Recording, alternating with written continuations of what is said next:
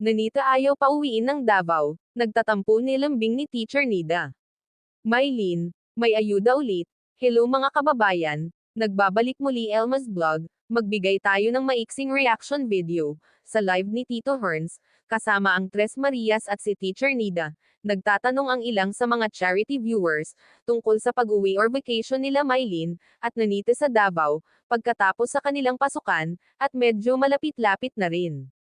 Ang gusto ni Nanita uuwi sila ng Davao, kaso sabi ni Teacher Nida, may summer reading sa school. Para maturuan ang mga mag-aaral, na medyo mahina pa magbasa.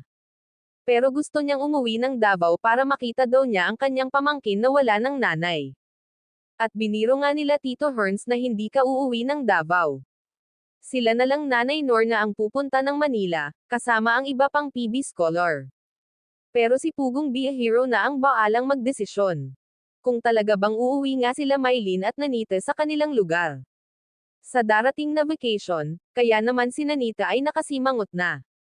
At maya-maya ay sinabihan siya ni Teacher Nida na biniro lang siya.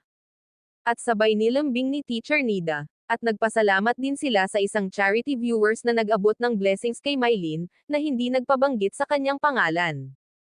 At ang saya ni Mylene, ibibili daw niya ng hotdog, chicken, at iba pang kailanganin niya. At may nag-request din sa Tres Marias na kumanta sila. Kaya kumanta din sila ng dalawang awiting papuri sa Panginoon o Christian song. At nagrarap din sila, masaya ang kanilang charity viewers dahil pinagbigyan ng Tres Marias.